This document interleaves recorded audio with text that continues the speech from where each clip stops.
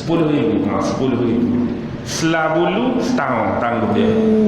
Pak kalau 10,000. Jadi disuruh Allah taruh tangan di punggung lembu, jadi pas dicap tangannya itu, bekas cap tangannya itu kan ada bulu-bulu banyak itu. Nah itu satu bulu 1 tahun. Berarti kalau diginiin mungkin lebih 10.000 tahun. Kalau Nabi Musa mau ya dulu tuh umurnya bisa-bisa sampai sekarang masih hidup Nabi Musa, guys.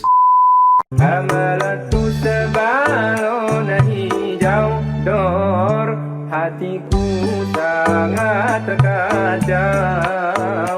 Balungku tinggal ku pegang merah terang. Assalamualaikum warahmatullahi wabarakatuh. Kembali lagi di Indoriek TV.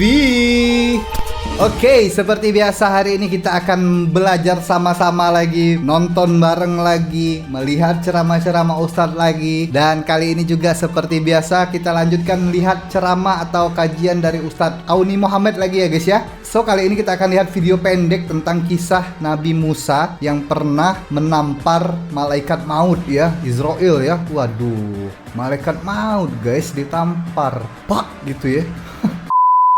Luar biasa ya Nabi Musa ya. Nggak cuma bisa melihat malaikat maut, tapi dia juga bisa tampar malaikat maut. Kita aja nggak bisa lihat malaikat maut ya. Wow, inilah salah satu kelebihan dari Nabi Musa ini. Memang banyak kelebihannya, banyak mujizatnya Nabi Musa ini. Dan kalau kita bicara tentang keajaiban yang pernah dibuat oleh Nabi Musa, memang banyak banget ya guys ya. Tapi kisah yang satu ini aku juga belum pernah dengar sebenarnya guys. Belum pernah aku tahu sebelumnya. Jadi aku penasaran banget, pengen tahu seperti apa sih kisahnya itu sampai-sampai malaikat maut itu ditampar oleh Nabi Musa ya guys ya. Nah videonya ini sudah ada di Takzirah Ustadz. Kalau kalian belum subscribe dulu guys ya, Takzirah Ustadz channel ya. Dan sebelum kita tengok video yang satu ini, untuk kalian yang terlewatkan atau belum nonton video-video aku sebelumnya, silakan cek description box di bawah. Sudah ada link playlist lengkapnya di sana. Banyak banget ceramah-ceramah Ustadz yang best-best. Bisa kita serap ilmunya, bisa kita ambil ilmunya. Pastinya bermanfaat untuk kita semua ya. Jadi langsung aja kita lihat deh video yang satu ini. Yuk.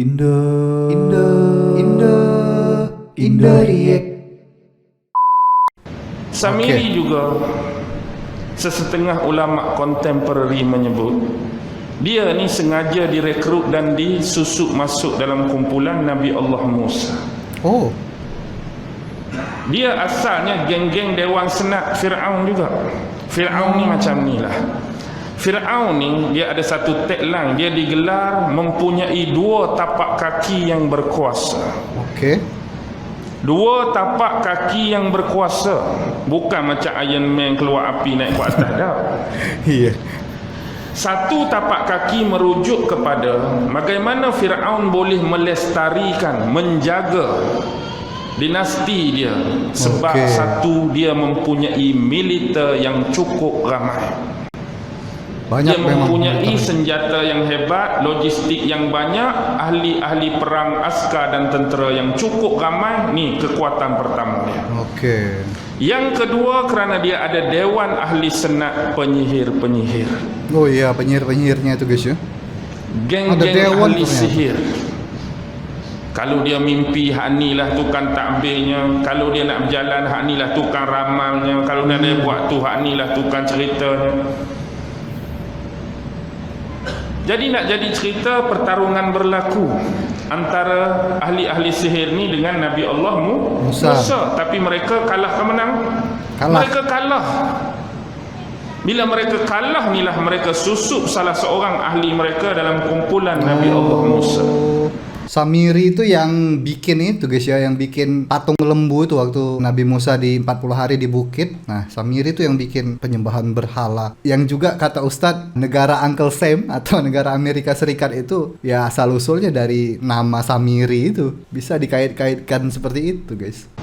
Itulah dia Musa bin Zafar. Musa bin Zafar. Nabi Allah Musa, Musa bin Imran. Ya. Musa bin Zafar itulah Musa As-Samiri. Samiri. Nisbah kepada tempat kelahiran dia, bumi Samirah, Irak. Oh, orang Irak ya. Itulah yang terjadi. Allah hukum Bani Israel 40 tahun sesat di padang Pasir. Padang apa? Padang teh. Oh, padang teh. Bukan macam teh Cameron tu. Tih, T-I-E-H. Padang tu nama padang tih. Oh. Kisah manna was salwa. Kisah 12 mata air famfajarat min husnata asyrata aina qad alima kullu unasin. Cerita nak balik semula ke Mesir sebab makanan ada satu jenis je. Hak ni je hari-hari boring, hak ni je hari-hari muak. Kalau kita duduk Mesir dulu, walaupun hamba, walaupun kuli, macam-macam makanan kita boleh makan. Perangai. Bila kekurangan makanan dan air, mereka merunguk dengan Nabi Allah Musa hingga keluarnya ular-ular kecil yang berbisa yang mematuk-matuk mereka, bukan mematikan tetapi memerikan dan menyiksa. Oh.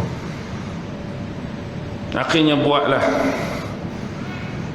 apa dia, serpent of bronze tu, ular tembaga tu kan, hak lilit pada macam batang salib tu. Oh. Siapa yang kena patuk tengok pada ular ni sembuh. Mari siapa yang kena patuk tengok pada ular ni sembuh. Mari siapa yang kena patuk tengok pada ular ni sembuh. Jadi sebab dia ada kuasa penyembuhan, gambaran tadi, simbolik tadi sekarang ni berada pada logo Rumah sakit. Logo apa? Logo kesehatan. Logo kesihatan sedunia. Iya. WHO gambar apa? Ular. Gambar apa? Ular melingkar-lingkar. Ular berbelit. Tapi aku pernah tanya itu guys ya, pernah tanya ke orang kesehatan, orang farmasi gitu ya, dia sekolah kedokteran gitu ya. Apa arti logo itu, logo ular itu, logo yang ular melingkar-lingkar itu? Tapi dia bilang kalau ular itu simbol racun guys. Jadi sebenarnya obat-obat itu yang kita makan, yang kita minum itu sebenarnya intinya itu adalah racun yang dimasukkan ke dalam tubuh untuk penyembuhan gitu. Tapi nggak tahu lah, walau alam ya, mungkin bisa jadi dikait-kaitkan dengan simbol ular yang dari Nabi Musa ini. Tapi kalau aku pernah tanya sih itu kata jawaban teman aku guys. Mungkin kalian ada jawaban lain yang lebih masuk akal gitu ya, komentar di bawah ya guys ya. Kuang-kuang gambar jarum ke tak? Kesihatan. Gambar pil ke? Gambar ubat ke? Apa kena mengena ular dengan kesihatan? Badak air boleh. Labi-labi boleh. Pasal apa tak pilih binatang-binatang tu? Perlu ular tadi. Tapi memang mungkin aneh ini sih. adalah sebahagian-sebahagiannya Logonya yang perlukan penjelasan lebih lanjut dan terperinci yang boleh dianalisiskan lagi. Adakah mempunyai berkaitan atau sebaliknya? Betul. Baik. Bumilah yang dijanjikan sampai dah. Sampai dah di sempadan. Tapi bila tengok orang Kanaan, orang Amori, orang Yabus, orang tu, Allah tubuh besar-besar weh. Tubuh kekar-kekar, tinggi-tinggi, sado. Istilah bahasa modernnya, sado dah. Tapi kita tak sedar. Sado tu merujuk kepada besar dan bodoh. Besar dan bodoh. Besar dan bodoh guys, sado. Penakut. Bila Nabi Musa ajak mereka masuk berperang lawan orang-orang dalam ni, apa yang surah Al-Baqarah cerita? Izhab anta wa rabbuka faqatila inna hahuna qa'idun. Pergilah kamu wahai Musa bersama Tuhan kamu sekali, ajak Tuhan kamu pilah berperang. Inna hahuna qa'idun. Kami di sini tunggu. Kalau menang kami masuk, kalau kalah kami lari. Kalau menang kami masuk, kalau kalah kami lari, tak jadi masalah. Enak jadi betul masalah. dia ngomong gitu ya. Izhab anta wa rabbuka. Nak perang sangat, pergilah kamu wahai Musa sekali dengan Tuhan kamu. Tuhan Musa tu siapa? Allah lah. Allah. Celupak ke tak celupak? Celupak lah. Sampai Nabi Allah Musa rasa malu. Bak penakut perang, bak takut mati ni bukan hari ni. Orang-orang Yahudi, Zionis, Bani Israel ni takut mati. Dulu lagi penakut dah nak berperang. Iya, dari dulu. Dan masa tu jugalah selepas kewafatan Nabi Allah Harun Sampai wafat sekarang. sebelum tu setahun kemudian baru wafat Nabi Allah Musa. Sampai sekarang juga masih penakut ya guys ya. Tentara Israel itu kalau dia berperang dengan Palestina gitu, banyak kan itu dokumentasinya sampai terkencing-kencing di celana gitu, sampai takut, sama anak kecil aja takut mereka. Mereka tuh penakut ya, nggak berani mereka tuh. Mereka tuh licik aja, otaknya itu licik banget. Turunlah malaikat Allah Israel alaihi salam. Israel datang menyerupai manusia. Datang bawa pesanan daripada Allah, suruh tanya Nabi Allah Musa, wahai Musa, kamu ni nak mati ikut umur yang Allah tentukan dan takdirkan ke, kamu nak minta tangguh umur kamu? Pernah ditawari seperti itu guys ya. Tanya Nabi Allah Musa. Pernah ditawari kalau kita Allah. kata Nabi Musa tu umur 100, kamu nak mati dengan umur Allah tetap 100 ke, kamu nak minta tangguh lagi? Pernah Nasib ditawari. baik Nabi Musa yang ditanya. Privilege Kalau itu. Israel mari menyamak jadi orang, tanya kita agak-agak di mana? Ustaz, kira hak Allah tetap tu 55, tapi kalau nak tangguh pun boleh. Agak-agak hak mana kita pilih? Maulah pasti, tangguh lah pasti. Jangan saya seorang, sama pun. Agak-agak pilih hak mana? Hak 55 ke minta tangguh lagi? Pasti minta tangguh lagi minta pasti. tangguh lagi.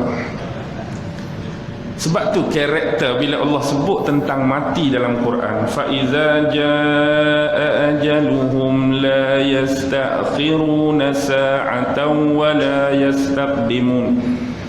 Bila datang ajal seseorang, tidak dilewatkan walau satu saat dan tidak dipercepatkan. Bila Allah sebut tentang mati dan kewafatan, karakter yang disebut cepat dulu ke pelewat dulu? La yastakhiru dulu. Sebab maintain mentaliti manusia ni, bila sebut bab mati, nak mati cepat ke mati lambat? Mati lama. Tok Imeh nak mati cepat ke mati lambat? Nak mati lambat lah. Kau Tok Imeh pun, kalau bab mati semua nak mati lambat walaupun tak tahu. Betul. Mentaliti ni Quran Sunnah. Dia sebut la yastakhirun wa la yastaqdimun. Okey. Baik, bila mari tanya lagu ni, dia dah serabut dah dengan perangai orang Bani Israel ni. Dah lah serabut dengan hak tu, mari pula Israel tanya bab persoalan mati. Lalu apa jadi? Nabi Allah Musa tampak muka Israel tercabut mata. Tercabut Baca matanya. Bukhari, baca Muslim hadis. Luar biasa. Nabi Musa tampak Israel terkeluar biji mata. Lalu Israel naik menghadap Allah. Ngadu dia. Ya Allah, ya Tuhanku, mengapa kamu hantar aku, kirimkan aku kepada manusia yang tak mau mati? Padahal memang tugasnya cabut Lafaz orang hadis mati ya. sebut, lalu Allah memperbaiki kembali mata Israel, suruh turun sekali lagi. Turun sekali lagi. Tanya balik persoalan ni. Kali ni kalau dia nak mati hak Allah tetap, go on. Kalau dia pilih nak tangguh, cara tangguh dia ialah kena cari seekor lembu. Lembu ni kena duduk belakang lembu. Duduk alik belakang lembu, angkat tangan ni, tepek di punggung lembu. Besar mana tapak tangan tu, tanda molek ni punggung lembu ni, akak. Agak-agak hak bekas tapak tangan kita saat ni, kalau bila bulu sosok berapa ribu bulu? Banyak. Hak penuh tapak tangan ni. Banyak. Bayangkanlah kalau kita bila sosok bulu hak penuh tapak tangan ni berapa ribu? Banyak lah, tak bisa dihitung. Koyak-koyak berapa ribu? Wadah-wadah 10,000. 10,000 selah bulu setahun tangguh dia.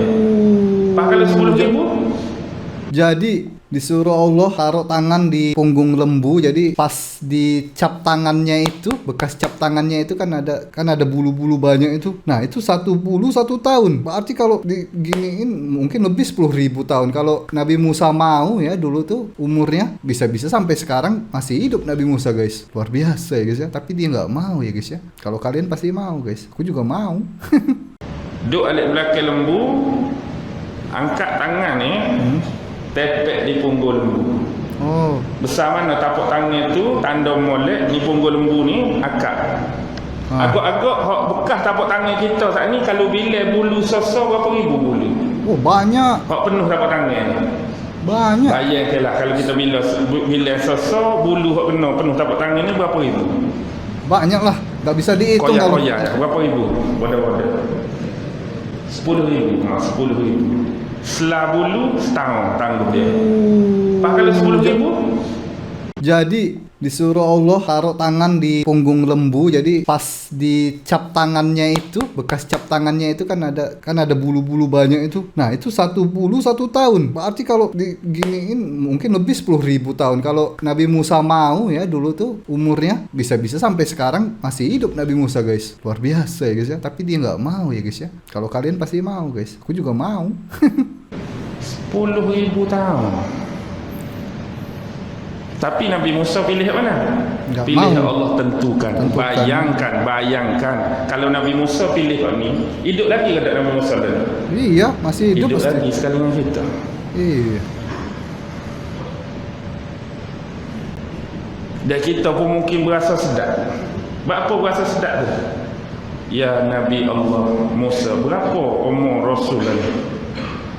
Umur saya baru 3,000. Ada berapa lagi? 7,000. Wah, sedap. Lambat lagi nak kemat ah. Dan kita wafat dia tak kemat lagi lah. Oh, jauh lagi lah masa tu dah. Dah tu kira ya kita kata bukan nak menghina Rasul dah, cuma nak royaknya lagu tu lah. Iya. Allah buat tu comel dah, pilih hak ditentukan dia. Tapi nak mati lagu mana? Boleh buka lagi hadis. Nabi Musa minta kalau ni lah sempadan dia. Ni kalau hamba ni duk alik Palestin, tu alik hak puak-puak dia, seorang duduk atas lain sempadan ni, ambil batu sebutir, baling sejauh 1 kali lontaran. Kalau aku kamu nak wafatkanlah sejauh lontaran batu tu.